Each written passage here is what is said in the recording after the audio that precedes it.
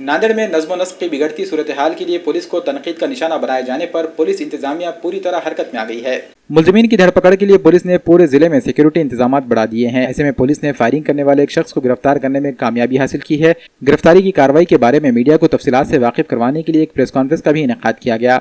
Press conference में जिला SP विजय मगर ने बताया कि वजीराबाद पुलिस स्टेशन के पुलिस इंस्पेक्टर संदीप शेवड़े को पेट्रोलिंग के दौरान इत्तला मिली कि दिलीप सिंह कॉलोनी में दो गिरोहों के बीच मारपीट चल रही है। इंस्पेक्टर भारी पुलिस बंदोबस्त के साथ वहां पहुंचे। मारपीट के दौरान एक शख्स ने पिस्तौल से फायरिंग की। इससे पहले कि वो शख्स दूसरी गोली चलाता, पुलिस ने फौरी इसे पकड़ लिया। मुलजिमीन के कब्जे से पुलिस ने पिस्तौल के साथ पुलिस ने 3 जिंदा कारतूस भी जब्त की है।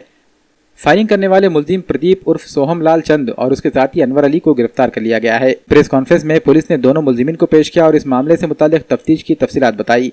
पुलिस ने मुलजिमीन के खिलाफ दफा 34, 307, 27 और 3/25 के तहत मुकदमा दर्ज किया है। पिछले चंद माह के दौरान नांदेड़ के अलग अलग मकामात पर हुई फायरिंग की वारदातों से इन मुलजिमीन के कनेक्शन को भी पुलिस ने अपने दायरे तफ्तीश में रखा है।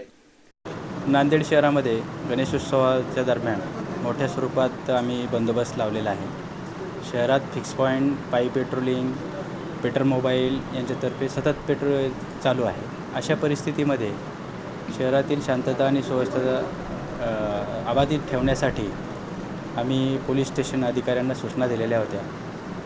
अवैध शस्त्रसाठे किंवा अवैध पद्धतीने जे फायरआर्मची विक्री होते आहे अशा गुन्हेगारांचा सुद्धा शोध घेण्याचे काम चालू आहे। या दरम्यान आमचे पोलीस निरीक्षक शिवले वजीराबाद पोलीस स्टेशन यांना माहिती मिळाली की एका गटाचा दलीप सिंग चौधरी या एरियामध्ये कॉलनीमध्ये वाद चालू आहे। त्यांनी तात्काळ त्यांची टीम त्या ठिकाणी पाठवली।